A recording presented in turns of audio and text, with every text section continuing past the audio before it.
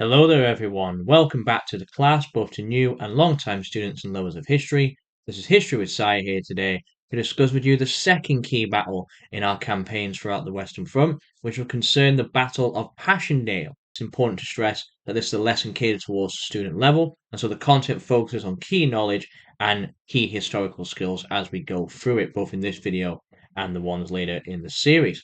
It's also important to remember this is now our second key battle that we're looking at on the Western Front from the British perspective. If you've not already taken part in the lessons on the Battle of the Somme and those before that concerning the style of warfare we're facing on the Western Front, especially for the British, I do strongly recommend you go back and check those out before carrying on with this video. But of course, with that enough said, we shall carry on now. Notepads and pens at the ready, and let us begin.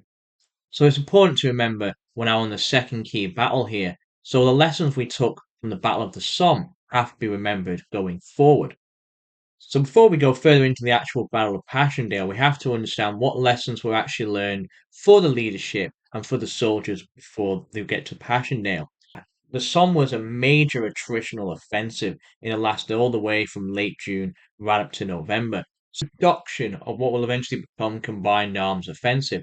So at the Somme, they began to really get into the idea of combining artillery and infantry together. And the creeping barrage was a key way that that was done. We should remember the creeping barrage was the idea of the artillery striking the trench positions. Infantry would walk up behind the artillery, and as the artillery cycles over, infantry then enter position and get a much easier capture than initially, because you should indeed remember that it was because the initial bombing of artillery on the position and then separating that from the infantry did not work.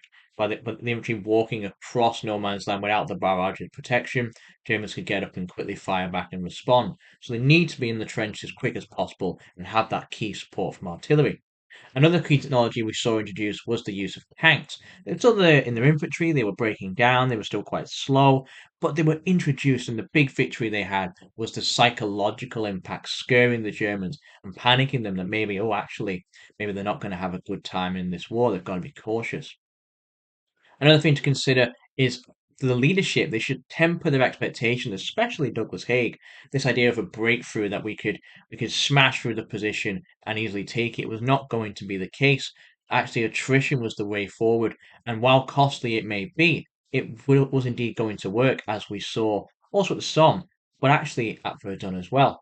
Tied in with that is actually the officers also allowing their men to have flexible command, no longer kind of giving them rigid instructions, allowing them a bit more freedom on the ground level to skirmish more and have that independence to react to the battle in front of them rather than fear any sort of punishment beforehand. These are some key lessons we should remember from the Somme.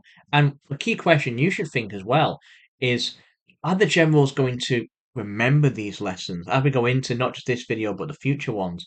Are they going to remember what they should have learned here? Are we going to see the creeping barrage used? Are we going to see tanks used better? Are we going to see a temperament where they don't rush for a breakthrough? Maybe take their time more and understand this is a long campaign to win and they need more time. So that's something to consider as we go forward now. So we need to understand now the reaction of what had happened after the campaign at the Somme. We are now into a new year of the war. It is now 1917. We have a change of leadership at the top with the Germans. Remember the name I said, Hindenburg and Ludendorff, in our penultimate video in our last series. Now, who exactly are these individuals? Well, Hindenburg and Ludendorff, they actually have been having a fair bit of success for themselves before they came over and replaced Falkenhayn after the disaster at the Somme and Verdun.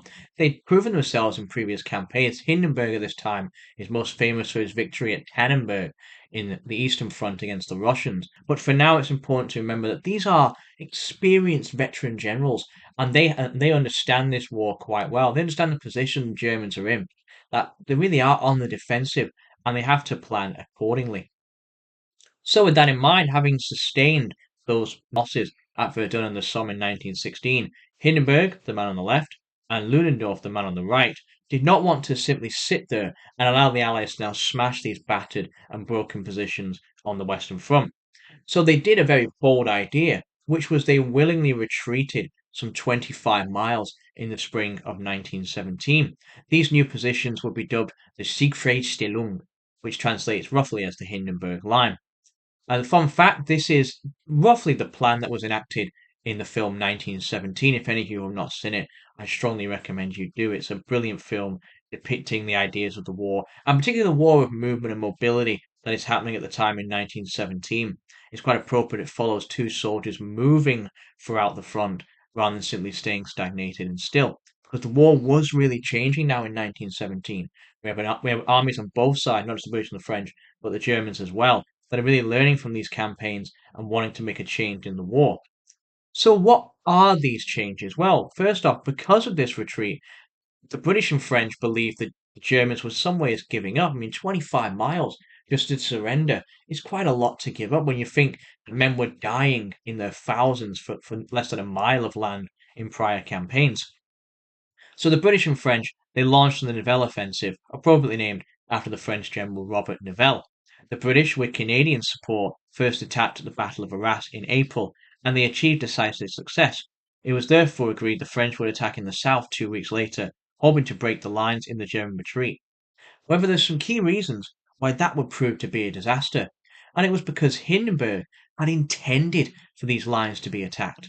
In this new position, he was conducting a new defensive measure. First off was the idea of scorched earth. What is the scorched earth? Well, it's this military tactic where as you retreat, you destroy the land which you have left behind. And that manifests in several ways.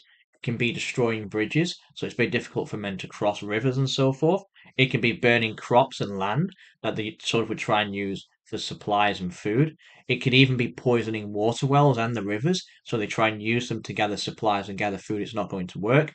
They would even have cases where they killed cows and actually, of course, forced out civilians from certain areas on their farmlands. So the British and the French, when they take this land, it's not really land worth having because there's not really much they can do with it. This also stretches the British and French even more because now rather than using the land that they're occupying, they have to wait for their supply chain to catch up and resupply them. So it really slows down an advance of an offensive, especially when trying to take 25 miles of land. Another key thing to understand is that by conceding miles of space, they're conducting a defensive tactic known as defense in depth, which essentially is the understanding of you've got lots of land to give up, and so you allow the idea of the offensive overextending to then counterattack into. So, of course, they have, for instance, lightly defended frontline trenches. The Allies would go full attack. They'd smash with the artillery, coming with the infantry, and in effect, they would take that position, but they would exhaust themselves. Their wave of troops would be overstretched, tired, and so they would now be exposed in these battered trench lines. Because again, because of scorched earth, these trenches are not really worth holding. They're not really well supplied. They're not much ammunition in them. Probably poorly made or not been refurbished in any sort of way. And so the Germans can now do their own idea, which is counterattack with their own assault teams. What are these assault teams? Well, they're lightly equipped Germans called Sturmtruppen, and they of course attack from the support trenches, and they would quickly come in with storming artillery, a hurricane barrage to assist them, quite lightning fast, quite quick. From here, the German soldiers from the reserve trenches further back could then come up and consolidate that position, killing or capturing any remaining Allied soldiers. And then the strategy was simple. They would retreat, they'd give up that space again, and counterattack once more. This new strategy of baiting and then counterattacking proved a huge success for the Germans, and in tow is what created that catastrophic failure for the French. The Nivelle offensive was quickly overwhelmed, and the French were struggling. Commander Nivelle could only report to Haig that the further they would breach the line, the stronger the German defenders actually proved to be. The entirety of the Nivelle offensive cost the French 180,000 casualties, and it left the French military in massive disarray. Suddenly there were mutinies sparking across the line, men refusing to fight, laying down their weapons, destroying their own supplies, not wanting to fight in any capacity. They even refused to enter the trenches, and even some demonstrations occurred, massive protests, simply refusing to obey their commanding officers. The soldiers, in truth, now believed the attacks were futile. It was pointless. They were recognizing the mass deaths they were suffering and really felt the Germans had laid them in and lured them into a trap. And the problem we also face, it's important to remember what's happening on other fronts as well.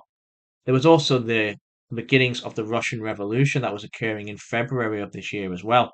And now the idea of soldiers rising up, or people and soldiers rising up against the military and the autocracies at their home was now leaking into the Western Front. They were now on the home front for France, calls for the war to be ended, and so panicked, the French leadership could only sack Nivelle and replace him with Philippe Pétain. Fearing a massive French collapse and therefore a big collapse of the war effort on the Western Front, Haig came to the fore, and he proposed a solution: a British-led offensive to take Passchendaele. So that's our first part in this series. So some key things to take away there are the fact the Germans are not defeated yet, and the Allies are going to face some problems here. They've kind of been overextended again. They've got a bit aggressive on the offensive, and the Germans have really taken them by surprise. They had some success at Arras, but the French are really faltering here, and there's a lot of pressure on the British soldiers to really pull up and fight back for them. Will they succeed? What will happen on this supposed British-led offensive at Passchendaele? Well, that's what we're going to find out in the next part of the series. I hope, as always, you found this one quite useful, where you've got a good grounding of the background we're facing in the lead-up to the offensive in 1917. What's the most interesting part for you so far? What do you make of the Germans' new strategy? Do you reckon it's going to continue to work when the British conduct their attacks as well? Let me know in the comments down below. If you'd like some further reading, do check out in the description as well, where I'll leave a few of the resources that I've been using to help teach this content to yourselves and my own students back in my own classrooms. But with that in mind, thank you once again for watching. I hope you found it insightful. I look forward to seeing you in my class again. This is History with Sire. Thank you for listening.